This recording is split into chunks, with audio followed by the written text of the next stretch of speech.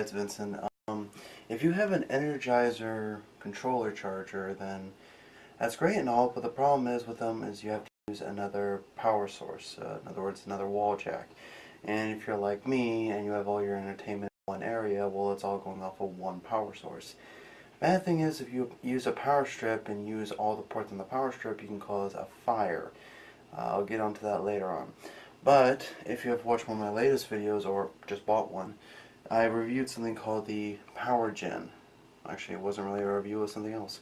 But I was talking about how you can use the Power Gen, the model I told you about, for the to power up a router. Well, if you bought a Power Gen, this model or another model, they always come with a bunch of little connectors. Specifically, the one we want to focus on is the PSP first to third generation chargers. The reason why is because you can always tell which one you have is because of this yellow port right here. You'll have a black end and then a yellow end. Now the yellow end is what we need to focus on. Like I said in the other video, how to power up your router. The thing is that the Energizer models right back here actually use that type of power source. So you can just plug it in there and then take the USB end and then just plug it into your Xbox. Why do I recommend the Xbox instead of the PS3 since there are Energizer models of these? Is because even when the PS3 has the back switch on, it does not give out any electricity while it is turned off. Where the Xbox 360 does give off a discharge to all of its USB ports, whether it's on or off. When it's off, it gives less of a charge. But what I mean by that is if you have two of these, one for the Xbox, one for the PS3, you can go ahead and hook up both of them to your Xbox, so that way when you're playing video games and you need your controllers to charge, well, there you go. Another way you could also do it is you can go ahead and also hook this up to a laptop or a desktop.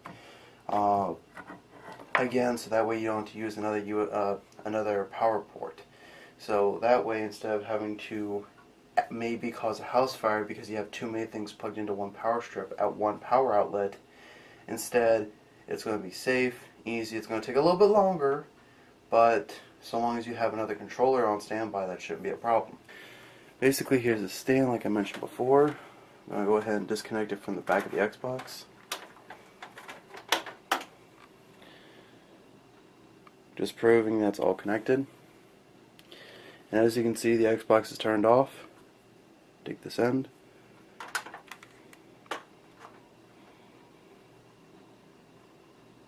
You're checking that the LEDs work. Now, go ahead and go down to my PS3. Go ahead and plug it in.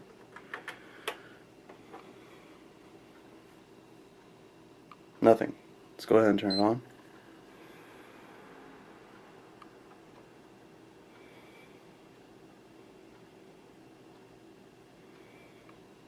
And now it's giving up a charge. That's how you can tell when you're not giving a charge and when you are. Another good thing is that if you are traveling or something, you can also use the Power Gen to go ahead and power up your controllers as well. Again, it'll take longer like the USB ports will. At any rate, I'll see you all in another one of my videos.